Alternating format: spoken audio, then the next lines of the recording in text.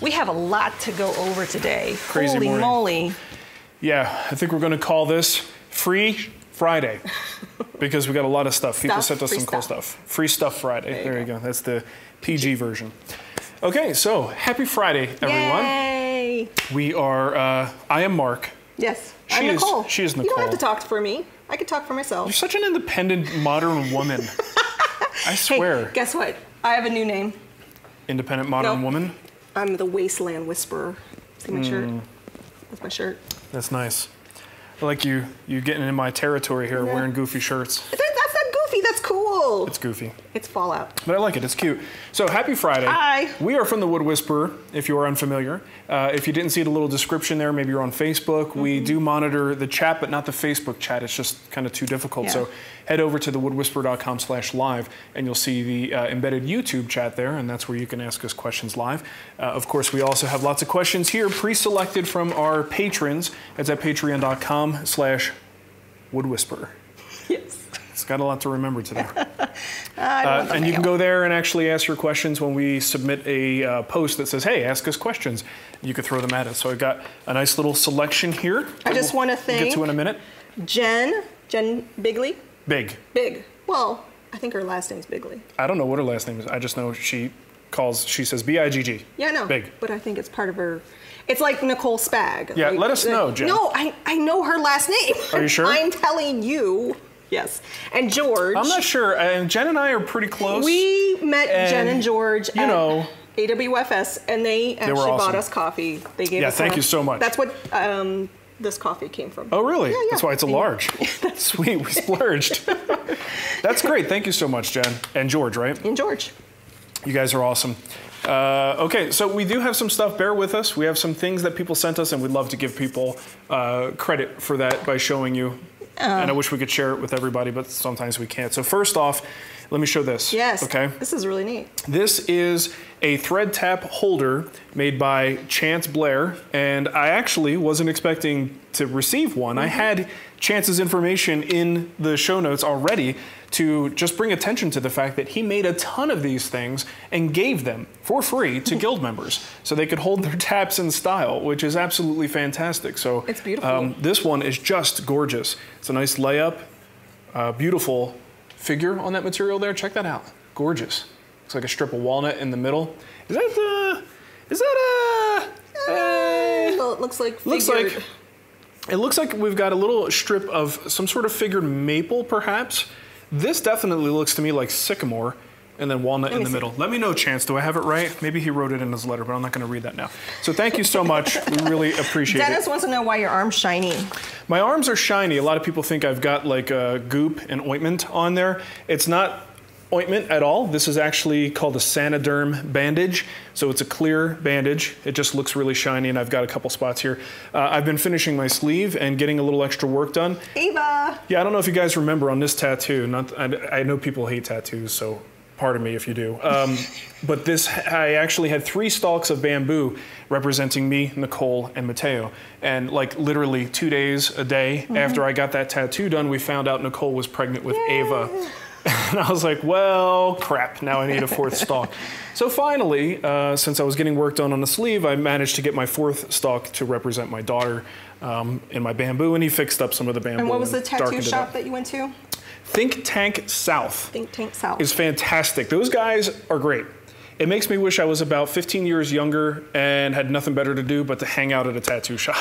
Like they're really cool people. You're just gonna go there and get more tattoos. Before, I'm just gonna keep. You're just gonna be covered head. Just because I want to hang out. You know, that's why people have so many tattoos. They just want to hang out. Yeah. So the guy I use is Matt Sager, phenomenal artist, absolutely awesome. And right now he's just fixing up old stuff, but we're gonna do some new stuff with him.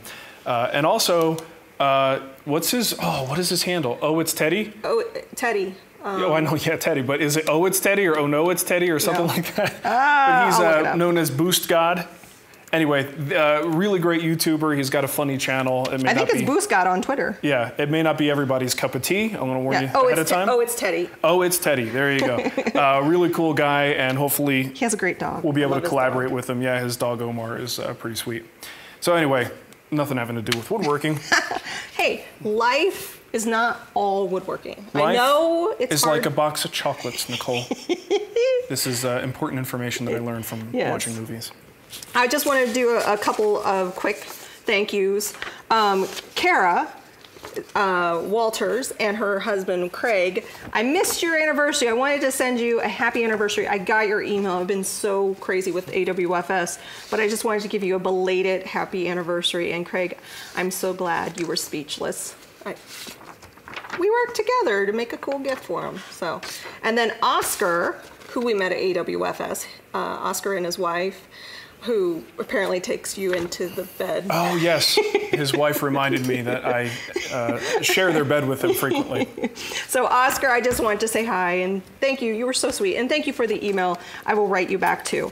So, there you go. Yeah, next time, leave a little more room for me, okay? And don't worry about the challenge coin. It's not a big deal. Maybe upgrade to a king size so we have a little more room for the three of us. So, speaking of challenge coins, should we say thank you to... Let's do it. Don't read the whole letter. Just say who it's from. Curtis. So, Curtis wrote me and said, you know, I think I got a solution for your challenge coin problem. Well, and here's the thing. This is not just a gift for you. No. This is a gift for me because I now don't have to build one. So I'm going to try to show this without getting massive reflections. It made it here safely, Curtis, with glass intact. Look at this. I'm blown away because... So I can't do... I'm holding it in a way that I can't open it, but the front opens. It's got a nice glass door. And on the inside, you've got each shelf has a little groove in there, and you could drop your challenge coins and put them on display. Fantastic work. My command. Oh, and he gave me some challenge coins too. Oh, nice. So he talked to me about how challenge coins work and about giving them. So the ones that I have aren't really challenge coins; they're more like collectible coins. But I'm going to send you some of our collectible coins. And as it turns out. You know, I thought that it was the whole thing where if someone doesn't have the coins, you punch them in the balls. Turns out that's not what you do. No. It's a whole thing where you buy drinks. Yeah. Right? Okay. Yeah. I like my version better, I have to say. Okay, let's get to... And then finally, Ness's stuff. This is from Ness G. So Ness G is from Australia, and we've Good day, mate. Yeah. I believe she. The Wiggles. Yeah. I love the Wiggles. So, dear Marc and Nicole, I just wanted to send a few goodies from me to you from Australia. I'm a supporter of all of Marc's work and learn a lot from his Wood Whisperer videos. Yeah, let's not read the whole thing. Enjoy woodworking. Well, I was going to let you just show stuff. That's fine. It's a lot of good stuff. I mean, this is not, people don't care about this. Let's just say Ness is awesome. I'm just going to say people do care about Tim Tams. I'm going to eat the crap out of these. And also, I don't know if you saw this. She sent us a throw another shrimp on the Barbie sticker, which is already on the wall. And these awesome stickers. Yeah. Oh, so she has a Instagram too. One-eyed DIY. One-eyed DIY. No kidding. One-eyed DIY. Does she have one eye? No. Does she wear an eye patch? No, but that's her sticker. How do you know she doesn't have one eye? Have you ever seen a picture of her? No, but I don't know. Jeez. Well, you guys are best friends here. I'm just trying to figure this out. Oh my gosh, and there's a little boomerang. That's so cute. She gave something to Ava. I'm going to throw the crap out of that. Oh. All right, I just followed her. Puzzle. Oh, that's so cute. Did you make these? These are awesome. That's great. Okay. So thank you, Ness. We really appreciate it. That was awesome. Okay, what else do we have? So just real quick, I wanted to show you this. I'm going to be playing with this thing pretty soon here. So you guys know how much I love Fuji spray. I use their turbines all the time. This is their new compressor-based gun, so like a conversion gun. This is awesome. I wish their regular guns were finished like this. It's got this like sort of matte cobalt finish on there, and this feels great in hand. Very, very comfortable gun. I cannot wait to try this out. What makes this different, just in case you don't know, is that you don't have to use a turbine for this. This is more of a traditional compressor-based system. And most of the time I go with siphon feed, which means the cup sits below the gun. This time I decided to try the gravity feed. So we'll see how that goes. Now, a lot of people always will ask, what's the difference? Number one, you have to ask yourself, do you want the fluid above your hand or below your hand? That's obvious. Typically, the gravity feed typically holds less, a little bit less fluid than the others, but I think it's usually personal preference. It kind of reminds me of the D handle versus barrel grip on a jigsaw. They both work. They both get the job done. It just, what do you want, a barrel grip or a D handle on there? So cool stuff. Hopefully we'll see this in the future. Shall we get to questions? Sure. Have a seat. You're making me nervous when you're standing. Well, You're like, it's not a relaxed posture for you. I'm a little, it's warm. It's so I'm trying to get closer to the fan. Nicole's slowly but surely going to move over this way. Oh, and I forgot to say, we're talking about the tattoos. I try to be a huge proponent of this because I think they revolutionize tattoo healing, and that's Saniderm bandages. Yes. And we'll put a link. Yeah, I thought you talked about it. I don't know if I mentioned it on Friday Live. Okay. But Saniderm bandages are fantastic. So if you get tattoos, I was able to work in the shop yesterday, getting dust all over the place, and then I took a shower afterwards because of these. Now, I also put one of the bandages up in the armpit area that I had work done. Yeah. That was a stupid idea. Well, let's not go into that, but it hurts, and I got a nice blister as a result. It's like the longest blister I've ever seen. It's a doozy. Yeah. And frankly, it's because I worked, and I probably shouldn't have worked. Okay, before I do questions, I want to show you guys something. A lot of people, can you grab me one of those over there, hon? Yeah. A lot of people think that, you know, you get to a certain level in woodworking and you no longer make mistakes. You can hang out there for a few minutes. Oh, that feels nice. And you no longer make mistakes, right? The reality is we always make mistakes, and we even get questions on Wood Talk all the time, like what was your biggest foul up that you just couldn't fix? You had to do a complete do-over. It's yet to come. Yeah, I'm still working on my worst one. But actually, this one's pretty bad. So you see this stack of parts right here? Each one of these was destined to be a back slat for my dining chairs. And the back slats will eventually get carved out and shaped to become this, right? So there's a lot of material that goes into creating this, right? It seems awfully wasteful, and you know it is. But as I was doing this, I cut the wrong angle on these. And not only did I cut the wrong angle, I cut the wrong angle after, or I also did joinery. I didn't realize I cut the wrong angle until after my joinery was cut. So I was posed with a dilemma: either move forward and have potentially massive gaps at the top because these angles would not seat properly, or go back and start over. And this was not fixable because you can't change that angle without reducing the length of these pieces, right? So I made the tough decision to say, scrap these pieces, go get another piece of 8/4, start over again. And that's what I did. So I do finally have all 10 of these that I had to do. Each chair gets 2 back slats. So I'm glad I did it because now the fit is nice. It's, you know, I'm putting a lot of effort, but it was basically 2 days of lost work because I had already done this work and all the joinery, and then I had to redo it again and get that measurement, the angle correct. So I just kind of wanted to point that out because a lot of people think that you don't make mistakes the further you get into woodworking. And I will say you make fewer mistakes, but you are still not exempt from making really bonehead errors. So that's my good job, honey. That's my relatable story for the day. Let's get to some questions, shall we? You got them. I'm grabbing them as we'll get through those and then I'll have to sneeze. No. Because everyone was so generous with us and the stuff that they gave us today for free Friday, I would like to give a free project to everyone who has a question answered on today's show. Oh, whoa! Every single person. Every single person? I mean, I just made a lot of work for you now because you have to track these people down. That includes all these people on this list and anyone who we get to, all right? All right. So there you go. I'll be grabbing them. You'll say I never did anything for you. For me? Yeah. Okay, let's get to our questions. Joseph Lapolito says, I was wondering about the setting and the speed on a variable speed router. Besides setting it correctly for what the bit specifies, are there any other considerations such as type of wood and the amount of material being used? I suppose there could be if you really want to get picky about it. But for me, I want my router bit to run as fast as it can, as you know, to make the job safe. So if the manufacturer recommends a RPM value, I'm going to hit that. But I don't really want to go any slower because slower generally means that you're not going to have as smooth of a cut. You're going to have to go a little bit slower in your movement, and you actually could wind up burning or getting kickback if it's too slow. So I like to actually have my router bit going as fast as I can within reason so that I can move very quickly and get efficient sort of action out of it. I feel like it's almost like that dull knife sort of thing. A fast moving bit works a little bit easier, and I feel like I have greater control. If it's slower, I feel like it wants to walk a little bit more on me. But generally speaking, unless the wood is giving me problems, I listen to what the wood says, you know, because we're the wood whisperer. I have nothing but questions now. Oh God. And I got the people in Discord actually finally asking me questions. No, Discord's exempt from this. You guys are excluded, you turds. When are you gonna make a snack for Mark? So basically, you, I don't really worry too much about the species. I wait to see if there's a problem. And if there's a problem, then I might make an adjustment. But typically that adjustment is not slowing down, right? I may slow down my feed rate. I may not take as big of a bite, but I'm not messing with the speed and the RPM value of the router and the bit.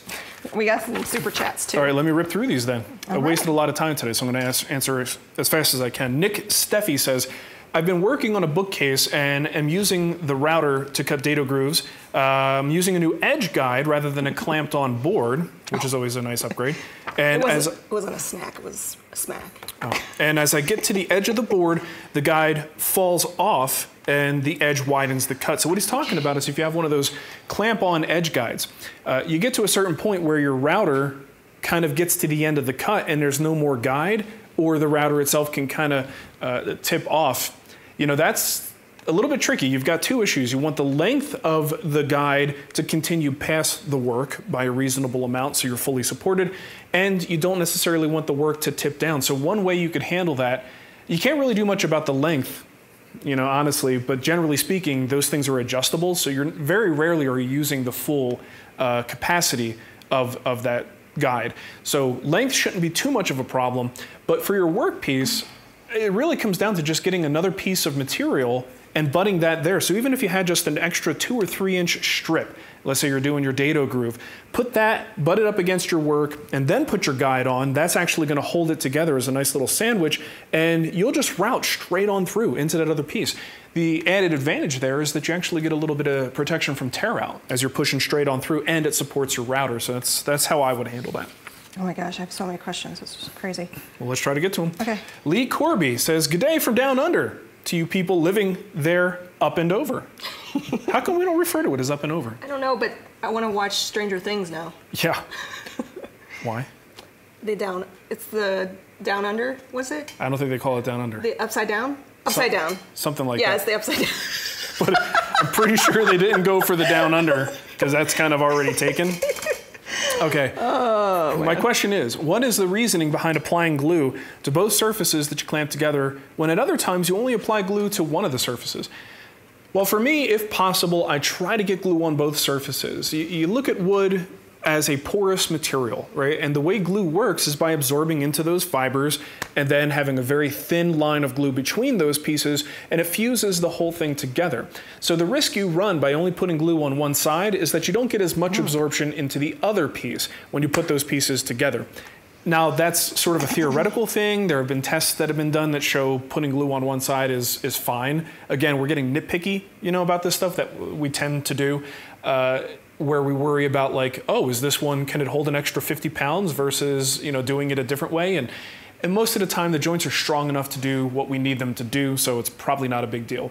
But, you know, we pursue these things because we just want everything to be as good as it can be. So I do try to get glue on both surfaces. That works for me. The times that I don't do that are when I don't have enough time, right? It's a very complex glue up. There's not enough time for me to get everything glued on both sides. Maybe you're doing like a big tabletop glue up and you want to do it all in one shot. Well, sometimes it's just easier to put a nice bead of glue on one half of your joint and then bring them together. Maybe rub them back and forth a little bit and call it done. You know, so as long as you have enough glue in there, grand total, it should be okay. But I do try to get it on both surfaces whenever possible. Next one from Aaron Hargrave. He says, "My mortiser is trashed, looking to get a new one or something nicer, but now I'm considering the domino. I see the benefit in both. I want both, but having to choose one, I am struggling. P.S. Why you let your crazy Vegas bird attack my wife's noggin at AWFS, bro?" Bird? I feel like that's an inside joke that I should know something about. But if a bird attacked your wife's head... I don't know if he was talking to me. I have to say, that's hilarious. Okay. So, we live in a world now, Nicole? Yes. In a world. In a world. Where That's a great movie, by the way. It's very... Is it? I didn't see it. Yeah. It's very difficult to justify buying any kind of mortise-making device or machine without putting the domino at the top of the list. The domino really did change a lot of things. It's so simple, so easy, and doesn't really sacrifice much in the way of quality or strength that it is a hard sell. And people have seen me use the multi-router a lot recently, and I have to remind them, they're like, oh, why are you using that instead of doing the domino? And it's like, because I have it, because I bought it, and because it's very much the operation itself is very close to what you can do with a handheld router. You can keep your joinery in a plan exactly the same, whether you're doing a handheld loose mortise and tenon or you use that device to do it. So that's why I chose that. But if I were just looking at efficiency, I were buying a tool today, the multi-router would not be the way to go. It's a $2,500 tool, and if you're only using it for mortise and tenon joints, you'd be a fool to spend that much money when you could just get the domino for, what is it? There's two of them, of course. I think it's like 800 or 1,000 or 1,200, something like that. But much cheaper than the multi-router. So it's a really tough sell these days to go any other direction but the domino, unless you want something specifically cheaper than the domino. In that case, you do have other options and compromises to make, but it's hard to not get the domino these days. I have a lot of questions about, well, no, this one's a table saw blade. I also have some questions about bandsaw blades. Okay. So, go. Thanks for letting me know. I'll lock that one away, and we'll circle back to it. On his way to Detroit. I've done that reference a couple times. We like that. Thomas we like Wayne's World. Yeah. Thomas Lykin says, hey, Mark, I want to get started in a hobby, but I'm not going to have a permanent space until we finish our basement in a couple years. I plan on purchasing table saw, bandsaw, joiner, planer, etc. once the basement is done. In the meantime, can I take a more portable workshop approach by using S4S lumber and the Festool MFT track saw router system? Would there be too many limitations? What I could do with the portable power tools and hand tools? Thanks, Thomas. I say go for it. Now, if I had my choice, I'm going to use my table saw until I physically can't. I think the table saw is a fantastic, useful tool. I would miss things like the bandsaw and the table saw. But if you're using S4S lumber, and you really use the MFT system as it was designed, it can do so many things. It's not my favorite thing to use for solid lumber, for sheet goods and stuff like that. I absolutely love it. But I think the system starts to fall apart a little bit at solid lumber. Are you talking about MFTs? Yeah. Carl Bird says, what's so good about an MFT table? Is it meant to replace a workbench, or is it basically a glorified assembly table? No, it's meant to replace a workbench, but not a traditional woodworking workbench. It's a multifunction table. I mean, that's the name of it, MFT. It does a lot of things in terms of work holding, but it's mostly power tool assist stuff. It's not something you're necessarily going to, well, sheet goods is good, but that's what we're talking about right now is how much solid wood stuff can you do on it, right? But it is a very cool system. You really get into it, you can do a lot, especially if that's all you have. And I know people who exclusively use the Festool MFT system as the center of their workshop. If you start to use hand tools on it, it's a folding table, right? It's not going to be the best solution for hand tool use, but you could always fold the legs in and put it on a more sturdy stand if you wanted to. But the ability to put clamps and all types of implements on it, it's really phenomenal. But again, where I start to see it fall apart is when we're talking about solid wood, okay? When you're doing a lot of different cross cuts of various pieces. I'm just trying to think other things that you might use your table saw for. It could very well be limiting, right? So keep that in mind. But if that's all you have, you're in a pretty good situation. Like, don't feel bad for yourself, because there's a lot of people who get by with much less than that full MFT system. I think you'll be okay. Jesse Hansen was wondering why over the years you've begun sanding to higher grits. In older videos, you only went to 180 most of the time. Now you often go all the way up to 320. Is there a distinct advantage in going that much higher? So here's the deal. A lot of times I use what I have. I still think that most projects can be safely sanded to 180, and then you're done. As soon as you don't see... Didn't I sand to 180 on my little candle thing? I think so, yeah. It was like 100, 120, 180. Now, this is video, you can't really see all the details, but this piece of wood was only sanded to 180, all right? Looks fantastic, feels fantastic.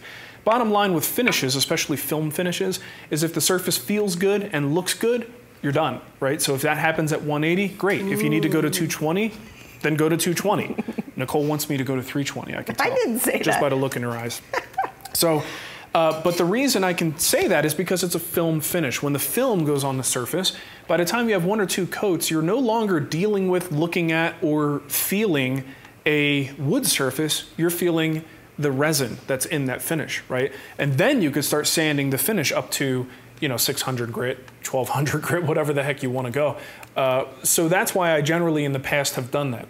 More recently though, I think I've just gravitated a little bit more away from some of these spray options like lacquers and things like that, and especially now here in this shop situation, it may not be as easy because my neighbors are very close. Well, so if I spray in the driveway. And you're also connected to the house, so I smell it. My office is right there, we don't have any separation between the house and the laundry room.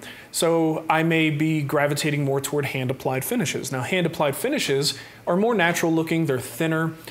You aren't building as much of a thick film unless you're doing like a poly. So that's the kind of finish where you would want to sand a little bit more because you are more of the wood structure and the surface condition is telegraphing into the final finish, right? It's a more natural, low luster, less build sort of finish. So that's the reason why we might sand to 320 in a case like that. So. Okay.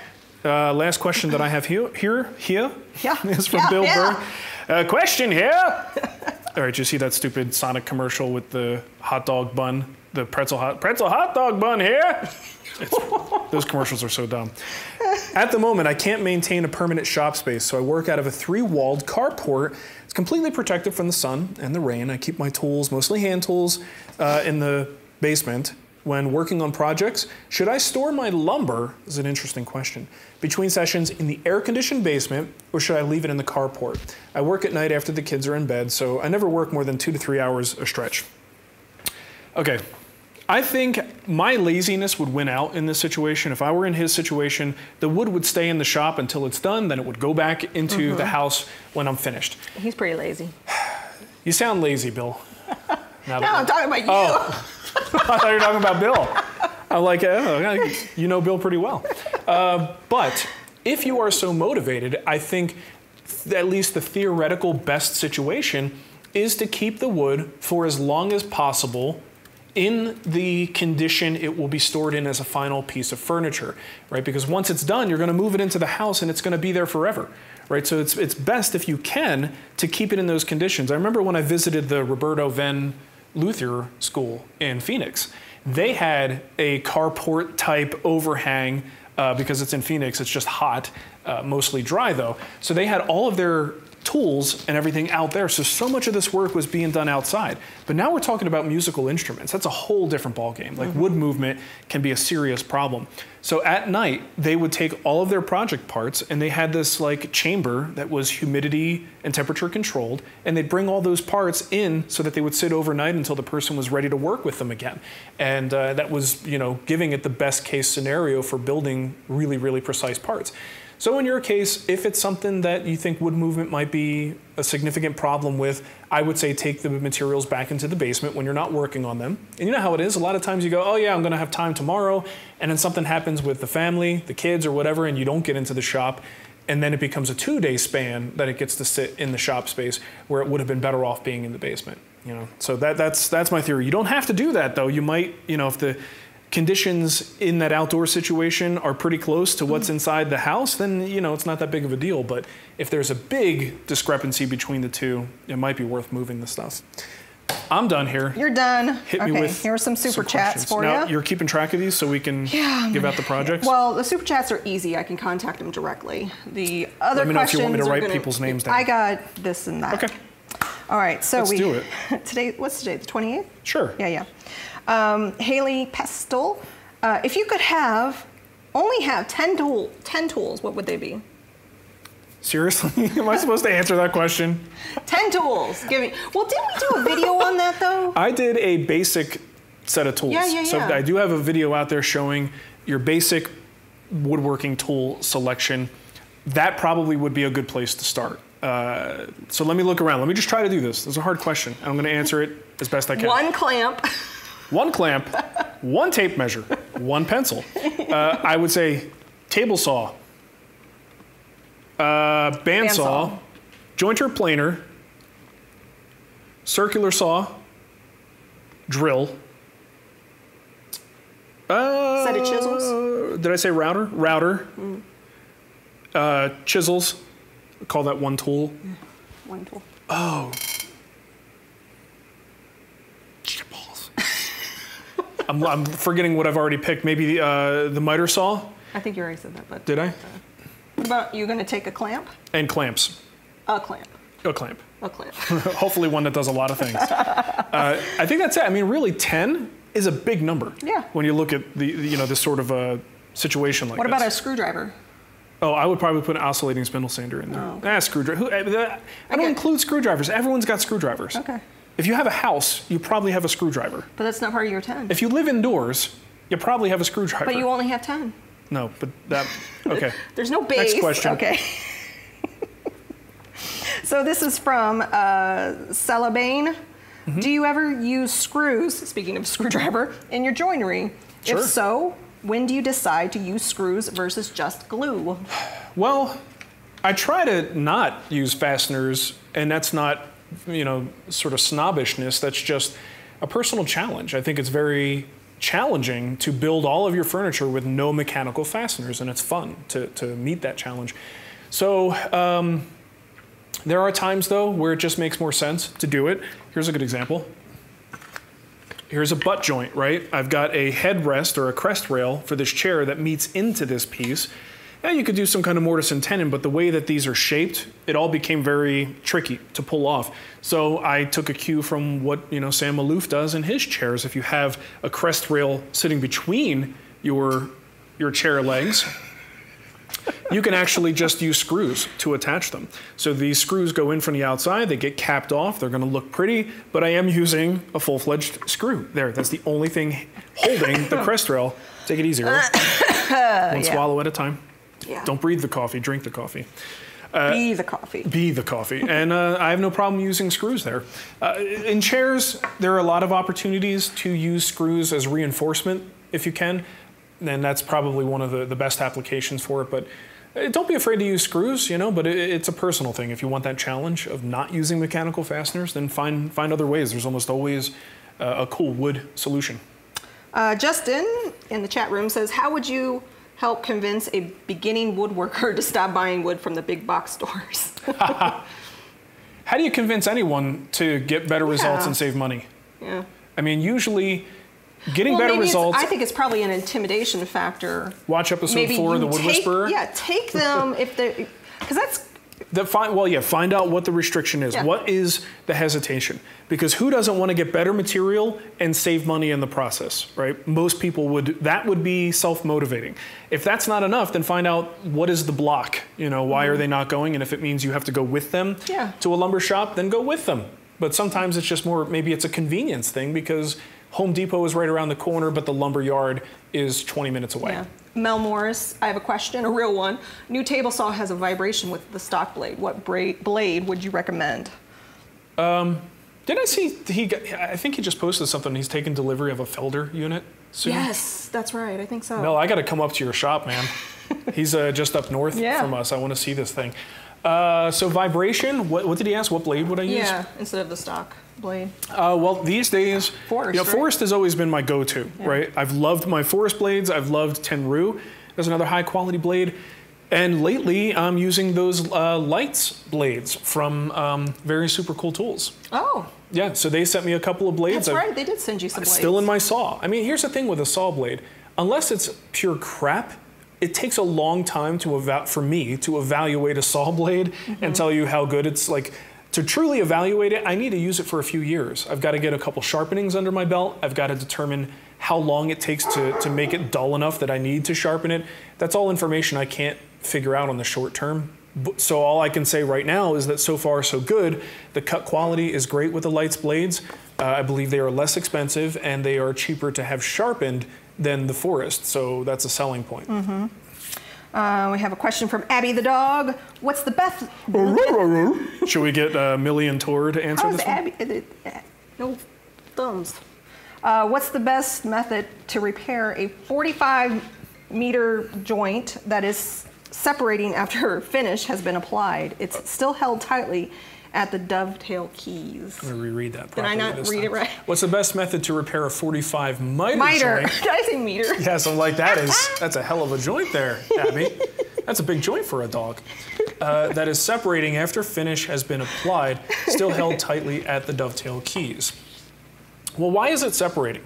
Yeah. You know, depending on what's going on, you may have an uphill battle with that joint if there's something pushing it apart, especially if it's got dovetail keys. A lot of times if you spline a miter or do, you know, keys on it, it's rock solid. It's not going to move. So I'd be curious to know why it's separating. Yeah. But, you know, other than using a little bit of filler or something and then trying to splash a little bit more finish on it, a lot of times if that thing's opening up, you've got to repair it, and that repair typically requires you to remove the finish. So I don't really know of a really good solution that doesn't involve removing the finish. If it's opening up wide enough, you might be able to get a little sliver of wood in there, put a little glue, tap it in there, trim it flush, but you're still going to have a little bit of finish repair to get that to look right. So you've got options, but I would also investigate why the hell this thing is, why the heck this thing is coming apart in the first place. Yeah.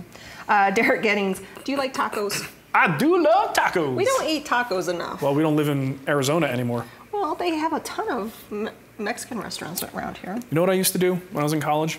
I would just take taco meat. Yeah. Right? You made that dip for me the other day. Yes. So I told Nicole. It was the most disgusting but delicious thing. It looked like diarrhea. It was gross looking. It tastes like a dream. You can't look at it. So it's so simple. All you have to do: ground beef, taco season, like the cheap taco seasoning. Just prepare the meat like you would. Like you're making cheap home tacos, and then you just get like a block of Velveeta cheese. Melt it together. Throw that baby in there. Oh, sour cream. I did put sour cream. The sour cream is optional, but take it or leave it. Doesn't really make that much of a difference. Add a little sour cream if you want to, and then get your tortilla chips and enjoy.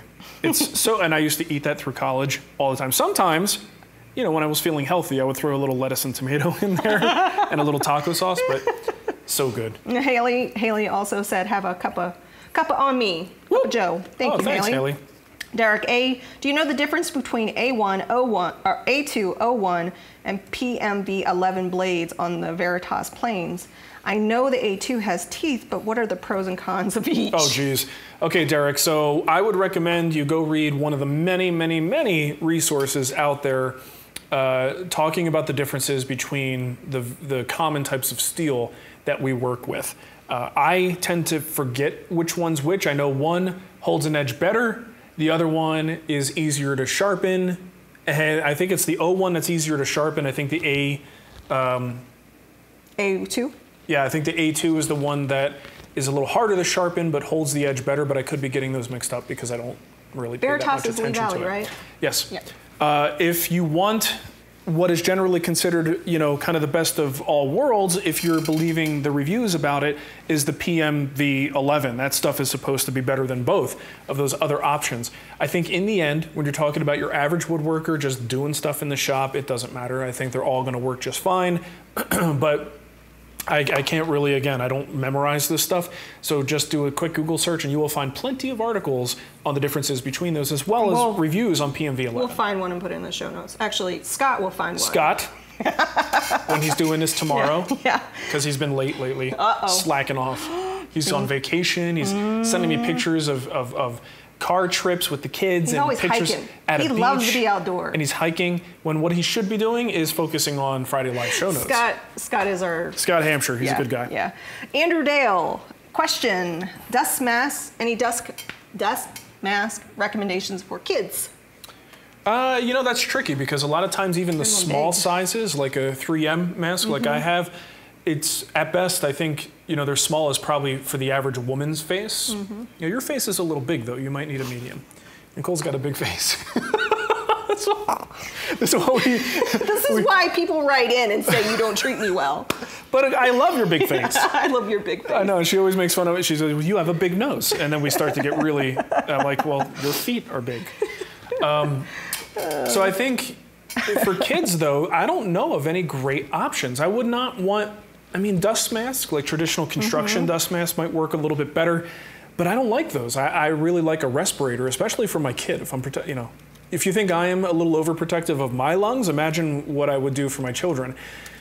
So that's a good question. If anybody has a solution, this is one, let's throw that out to the group. If anybody knows of child-size respirators that are out there, let us know. I did Google respirator for kids, and a few things came up, like for 3M, but I don't know. I mean, it doesn't really say. I mean, there's a bunch of pictures of kids with these ginormous respirators. Yeah, I mean, it would basically be like up to their eyes and under their chin. Yeah. But if it gets a good seal and they're comfortable, then that's fine.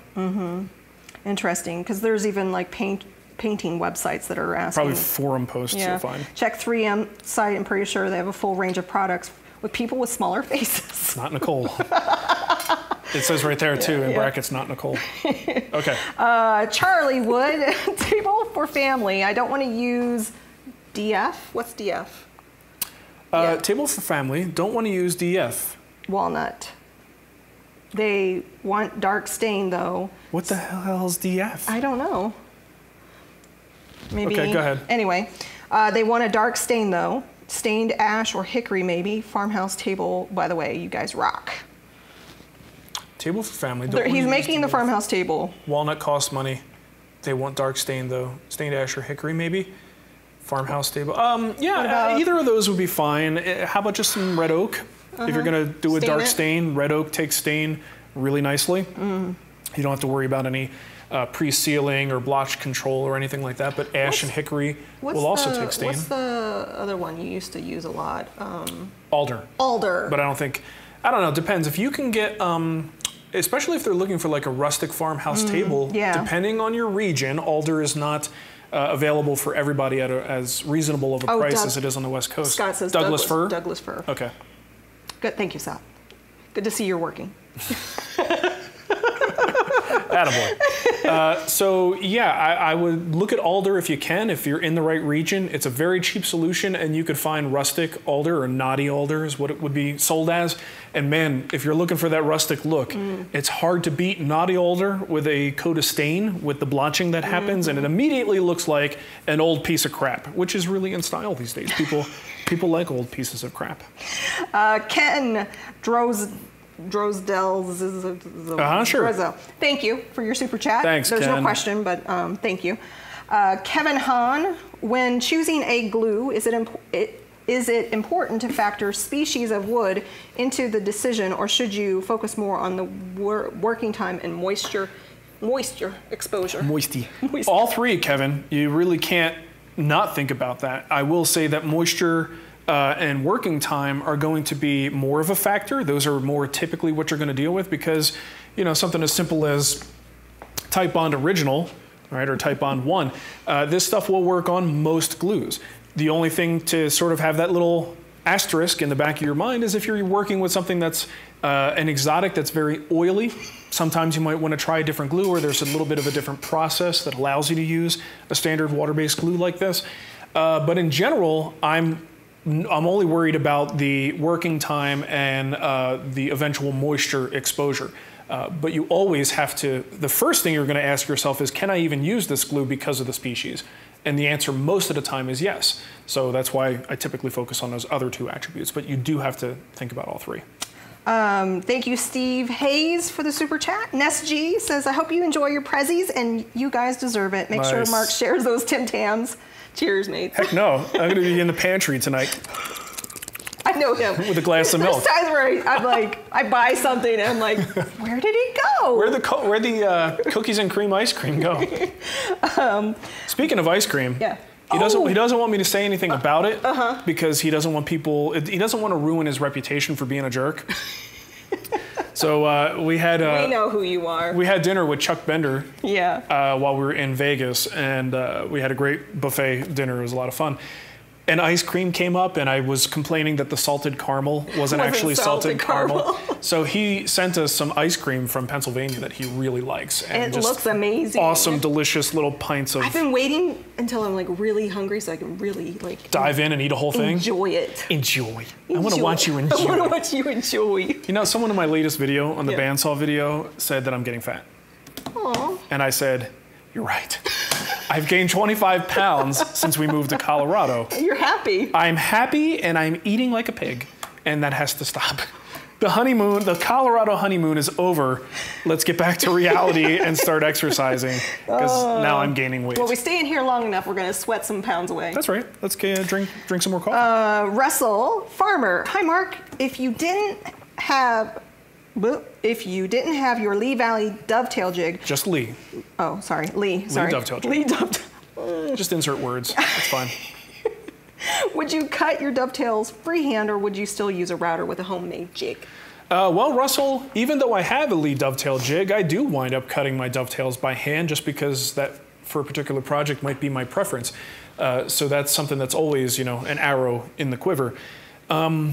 If I didn't have that jig and I wanted to go machine cut, I probably would not do like a homemade solution. I probably would just go hand cut. But if I had a lot of them to do, I wouldn't go dovetails. I might build something that's easier to build, like a box joint jig. All right, so if I was going the homemade direction, box joints I think are certainly much easier to build a jig for. You could do one for your table saw or the router table, whatever you have access to.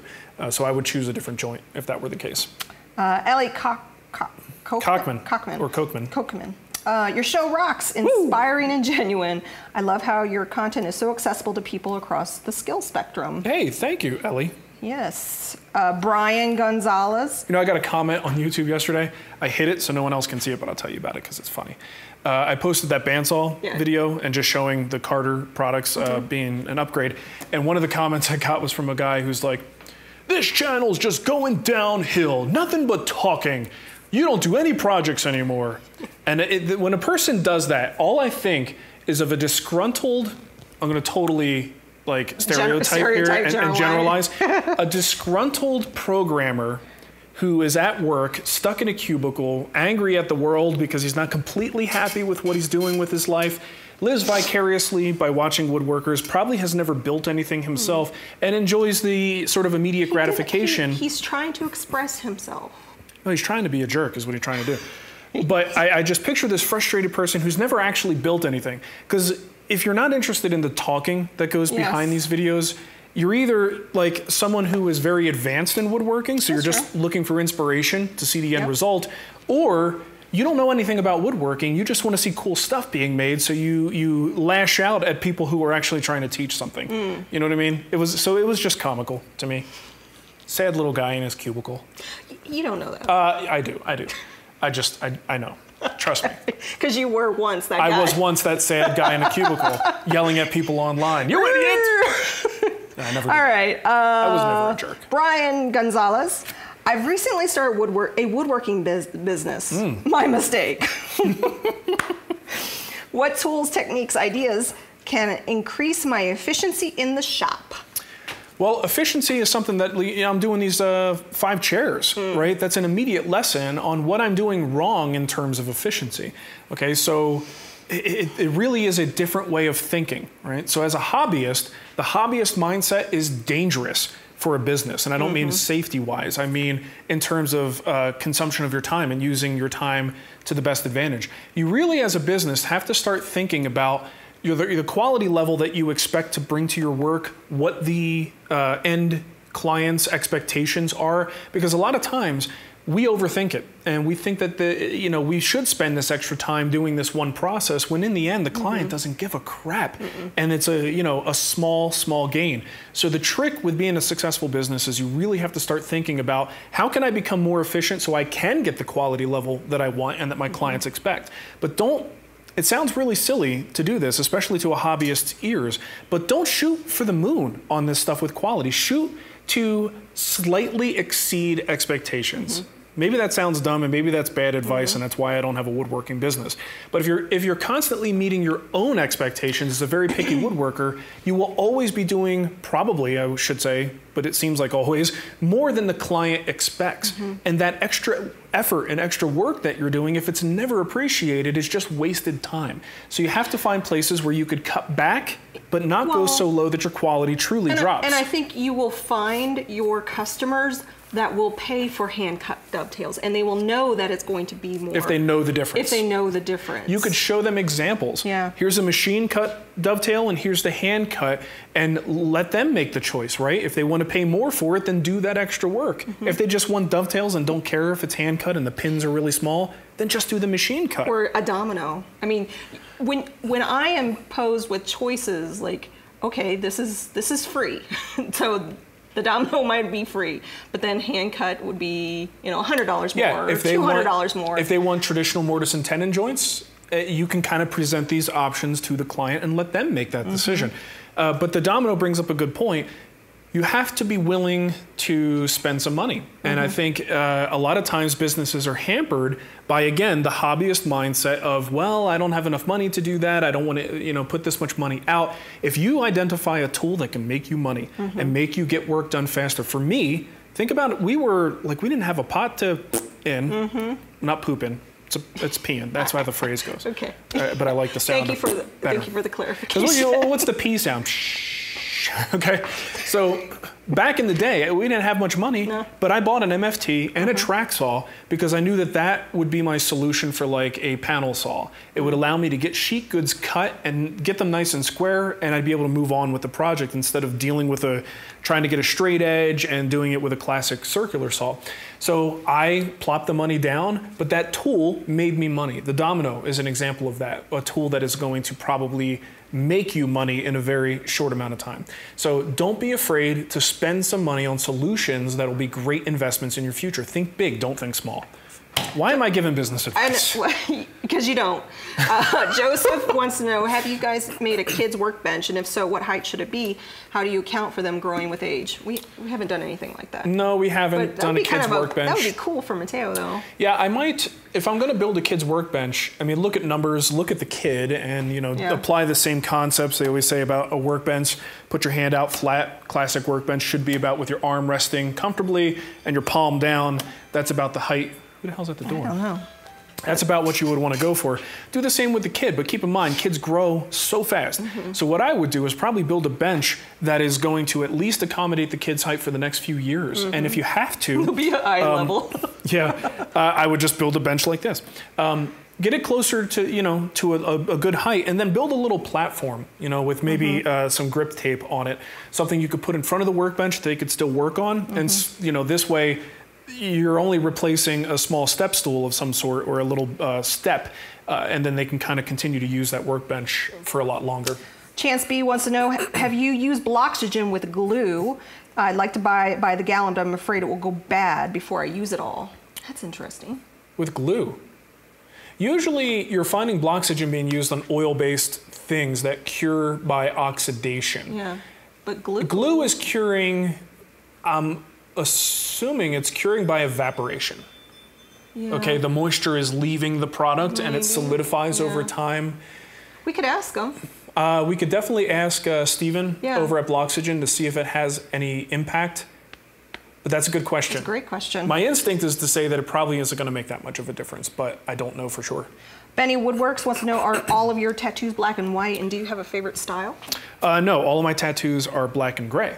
Oh. And I'm reading it. And what's he say? Do I have a favorite style? Yeah, you do have some color. I actually have some color. If I do like a sleeve on my left arm, color in that one that got covered up. If I do any more stuff on my left arm, I'm probably going to go color. So I have one color and one black and gray. But I do have a little bit of color on my old goofy tribal crap that lives up here. I've got a beautiful purple flower because that's super manly, with green leaves, and that'll probably all be covered up by the next tattoo. But I do like black and gray. It's one of my favorites. Do I have a particular style? I love Japanese tattoos. And I tend to gravitate toward Japanese stuff and Eastern culture, but I'm very careful with my tattoos. I try not to adopt someone else's culture. It's not my culture, so I do have trouble with me getting traditional Japanese work because that's not my culture. It feels a little weird. But man, do I love me some koi and snakes and dragons and traditional Japanese imagery. B. Walker wants to know, do you have a favorite bandsaw blade for hardwoods? I'm having difficulty cutting through them with an 8 TPI band blade. Am I missing something? Yeah, you are. 8 TPI is excessive, man. That's going to give you a nice smooth cut on very soft material, very thin material. But if you're doing resaws and you want to get stuff that's like, 4 or 5 inches in width. Anytime you say resaw, I think resaw, resaw. You need a lot fewer teeth. It's like going on your table saw and doing rip cuts with an 80-tooth blade. That's a lot of friction, too many teeth, and it's not intended for ripping, which is essentially what you're doing at a bandsaw is ripping. So I would say drop down to a 3-tooth per inch blade, and you're going to be much happier with the results. Even doesn't matter what brand you go for, you're going to get better results. But I do like wood slicer. Currently, I'm rocking Carter's blades because they gave me some, but they work fantastic so far.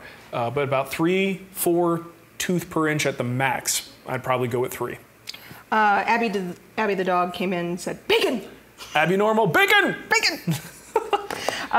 Philip Erickson, what angle do you sharpen your bench chisels to? There are so many different angles to consider. Yeah, that's why I have a couple different sets. I have my Japanese chisels that are sharpened to a higher angle. I like them to be more durable because these are ones I'm doing a lot of joinery work with. I'm really banging pretty hard on some hardwoods. So I go with about 35 degrees on that. I replaced my marples. Marples was the previous set I had because I have this nice Narex set. These guys, excuse me, are sharpened at a... Never mind. These are actually at a shallower angle. The shallower the angle, the less durable the edge. So these I'm actually using for a lot of paring operations, all right? So if you want that paring operation, it's a lot sharper, but a little bit more fragile. But paring doesn't really do much to damage the edge, right? So if you're doing a lot of chopping, go with a higher angle. If you're doing a lot of paring, go with a a lower angle. If you only have one set of chisels, try to find a compromise. I think 25 is a little bit too shallow, and 35 is probably a little bit too steep. So maybe 30. Maja K00, what's your opinion of a radial arm saw in place of a miter saw? Radial arms are great. The way I refer to it is if you have one or you have easy access to one, don't necessarily get rid of it. Oh, it's Millie. Oh, Millie got out. Oh, geez. Okay, put your mic down. Was that Jim? No. So wait, it was actually the dog setting the... No, it's somebody with the dog. Why does our dog jump the fence? Why do we allow her to jump the fence? So where was I? What was the last part of that question? I was going to something else. Anyway, so what were we talking about? Chisels? Yeah, so the angle, 30 degrees is a good compromise, and I probably just missed something. I'm gonna try to find questions. I don't even know what Nicole does to find them, so I'm gonna scroll through here. Ding, ding, ding. Okay, Michael Deffenbaugh says, I'm new to the craft and watching what I spend, I've seen a few videos, the DIY drum sander caught my eye. A friend suggested I batch them out to sell locally. Is there a market for homemade tools? I don't really know. I would imagine there is, but by the time you put all the effort into making this tool, I have to wonder how far, or how much cheaper your price is going to be. The key with homemade tools is the fact that they're homemade. By the time somebody is paying you to make a homemade tool, they're no longer buying a homemade tool, right? They're buying a tool. It's a purchased tool that someone else made in their home. And I think the attraction of homemade tools is the fact that you could do it yourself. The cost is a lot lower. You'll make some compromises, but at least you're not going out and spending $1,000 on this thing. So the only way a homemade tool is going to work in the marketplace is if it is so dramatically cheaper than what it would cost to buy, the one from a big time company.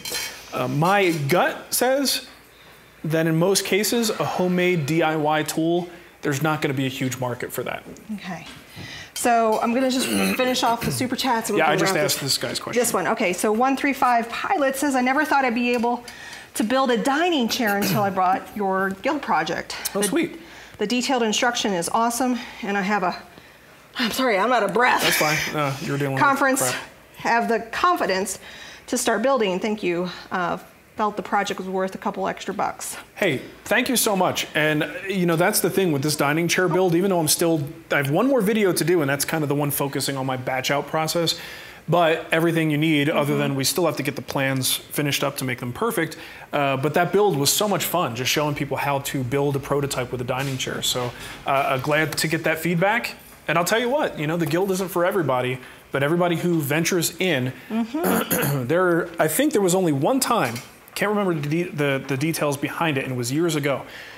We do offer a refund policy. If you get in there and you are not satisfied with the quality of the materials and the instruction, we'll give you your money back. And in 8, 9 years of doing this, how many times do you think that has happened? Like once. Once. Yeah. And the guy was just a prick. I mean, sometimes you just can't keep people happy and you just refund it and move on.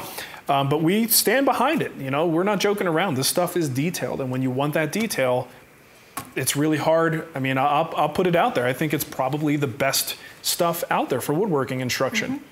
I think so too. A little biased, but. Matthew Hall says, per your suggestions, I'm looking for a used bandsaw. I'm having trouble finding good used power tools. Do you have any suggestions where to look? That's the problem. 2 things. Yeah. Craigslist and Facebook. And put up alerts. Like, put in, because you can actually set up keywords. Because you're not going to. It's got to be quick. Got to be boom. Got to be watching all the time. And hey, some regions are just not hot areas for tools. A lot of people complain, like, I can't find anything, and all these people find these great deals. Just depends on where you are. But I was listening to the Modern Makers podcast, and Chris from Four Eyes. Yeah. He was talking about using Facebook, and he tried to sell something on Craigslist, but then found that Facebook was actually, their marketplace was way more effective in selling, I think it was selling a workbench. So you have to that's be careful. There is a scam going on. There's always scams going on. So use your brain. Yeah. But check Facebook as well. One more question. We're actually over an hour. I know, but I got like more these are all super chats. Okay, let's just finish the super chats and then we got to pinch this off. Jesus says, what's a good teeth count for a 12-inch miter saw blade for general plywood or hardwood? Is 96 too many? Any brands? Yeah, I don't really use 12-inch. Most of my stuff is 10-inch. If you're doing a lot of plywood cuts maybe and cross cuts, of course, it's a miter saw, so you will. You know, 96 does sound like it might be a little bit much. It kind of depends on what you're doing. I have, I believe, I have them all memorized for the table saw. For the miter saw, I don't. I think I have like an 80 tooth blade on my miter saw, whatever the chop master is. But you do want to, because it is mostly cross-cut operations, on a miter saw, unlike a table saw where you might go for like a 40-tooth combo blade, you do want to veer more toward a smoother cut with more teeth. You know, 96 sounds like it might be a little bit excessive, maybe drop down a little bit, but you don't necessarily want to put like a rip-style blade because you're never really doing ripping operations on that. Oh, shoot. What? I remembered the question I was answering when you went away. Oh, yeah? I totally forgot. It was the miter saw question? Yeah, and that's why it reminded me. The radial arm saw? Yeah, I'm so sorry. I didn't answer that. Let me step back to that. So radial arm saws, if you have one or you have easy access to one, go ahead and use it. But they are all but dead in the marketplace. They're scary. They can be if they're not used properly. And they seem very similar to a miter saw, but they are fundamentally different in terms of the directionality as you are making your cut and how it works. So a lot of people just favor the smaller format of a miter saw, and they have been essentially removed from the market. So that's why I say if you have one already, you don't necessarily need to like throw it out and replace it with a miter saw. But if you're buying new, I think you're better off these days just going with a sliding compound miter saw. Radials have their advantages. You know, you got a little bit more cut capacity. You can probably find them for cheap if you find one. You can find them cheap. And they almost work like a table saw in a sense. But generally speaking, you're just not going to find many people talking about them anymore. And you won't find many techniques using them anymore. So, you know, if you want to be up to speed with what everyone else is doing, if that's important to you, then a miter saw is the way to go. Derek says they're great for cutting fingers off. If used improperly, let's put that caveat, they're not inherently dangerous. Like anything else, you have to know how to use the tool. Photo GWA, I got my first router, a DeWalt. What bits would you say are must-haves to starting with? Any kits? I'm finding it hard to decipher which bits are good quality and which I actually need. Okay. Don't they make like those huge bit things? They do. They make bit sets. Bit sets. If it doesn't cost a lot, it's cheap and will probably dull quickly.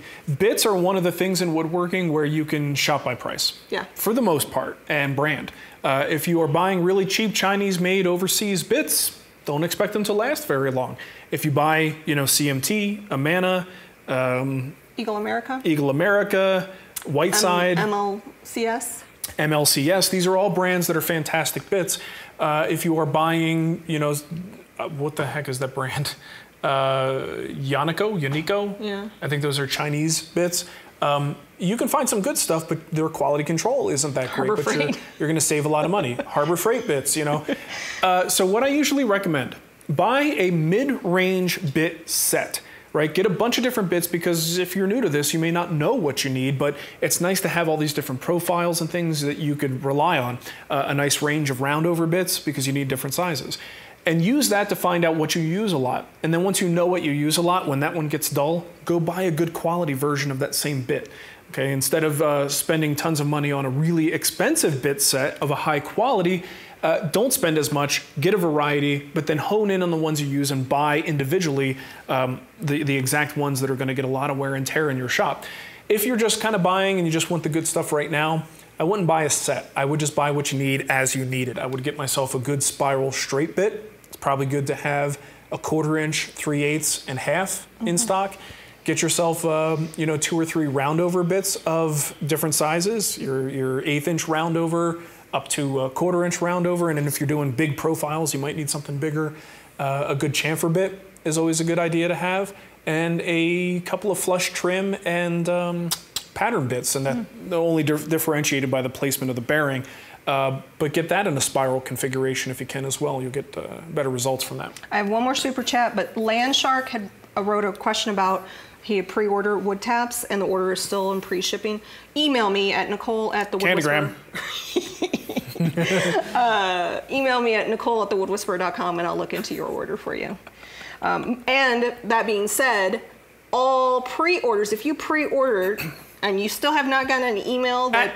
Okay, email. I thought you were going to say they still may be in transit. They're still in transit, but if you did not get an email with like notification saying they're coming, email me because you should have gotten it. And it might also check your spam folder. Yeah, email. All taps have been shipped out. Some of them still may be on their way. Yes. And taps are open. So go to the Guild site and click on, go into the store, click on tools at the top, you'll find it, or go to www.threadtaps.com and there's a link there to the store as well. Yep. Currently the taps are in stock.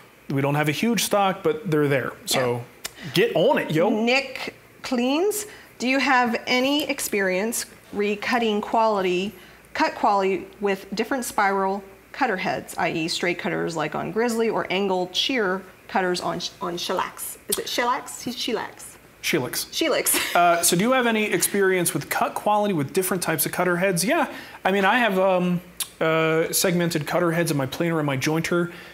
I love them. Cut quality is fantastic and I will never go back. And it's not just cut quality, it's ease of sharpening, right? Because sharpening now becomes a loosen, turn 90 degrees, tighten, and you get multiple use out of those little segmented carbide cutters. So I am a big believer in those. Now, if you don't have the option and you've got a straight knife set, you can still get good results from it. But I think you just get better quality, especially if you have figured woods or difficult grain, you're gonna find better results with those spiral cutter heads and segmented cutter heads. But I think if you have the choice to go with one or the other, get the segmented rather than just kind of one that's in a simple spiral blade configuration. You'll find a lot of Shelix competitors and things like that, but I still think Shelix makes probably the best cutter heads on the market. Nick, yes, you can join the Guild if you live in the UK. It's open to everybody. It's all digital. It's all digital. There are a few things you can order. We have some templates. There's paper templates for some projects. Thread Taps, of course, is on the Guild site as well. But everything is digital in the Guild. I don't care where you live. I'll take your money. I don't discriminate. We'll educate you. I mean, we'll educate you. Is that more appropriate, Nicole? Yes, that's more appropriate. Did you want to thank the patrons? Yeah, let's do patron thanks. And hey, just a quick update. Matt has booked his flight. Matt's going to be here. Matt has booked his flight. I hope he realizes what he's in for. Oh, it's going to be awesome. Naked Thursdays. He's going to be here for Friday, too. He sent me the information for his flight so I could reimburse him. And I said, you know what? Never mind. I don't want to share my maple syrup.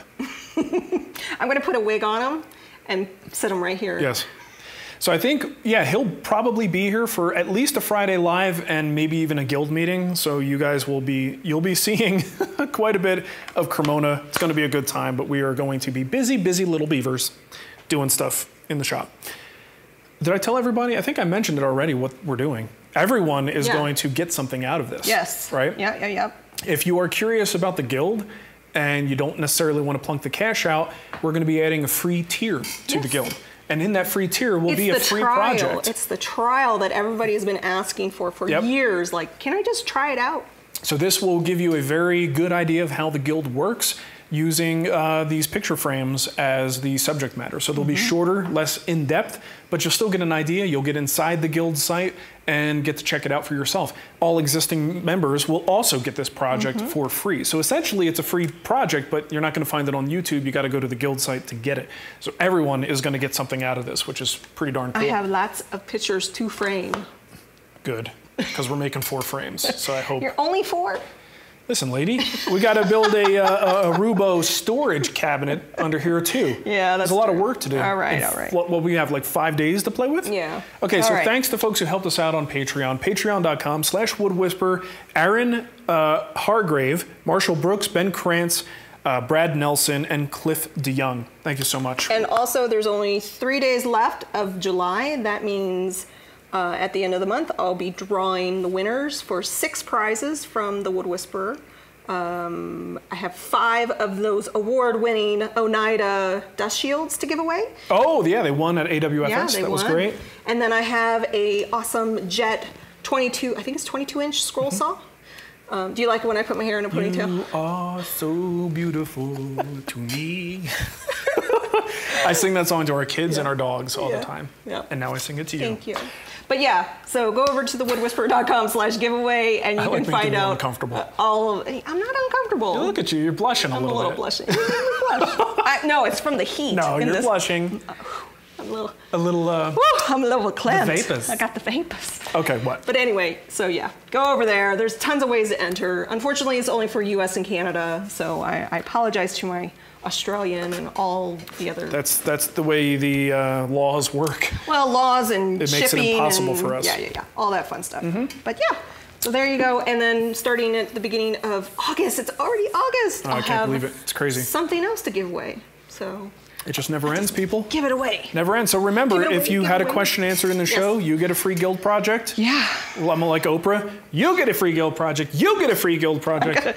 I'm gonna be working a lot. So I have everybody that did super chats. I'll contact you. Hey, we got a good. I didn't realize how many people watch. I don't look at the stats, but 435 people watching right now. Yeah. That's pretty probably good. People on Facebook too. That's probably pissed at us for not answering questions. You guys suck. You only worry about money because you don't answer our questions. Well, I will. I always go back and answer them. Yes. Yep. It's just, we're only 2 people.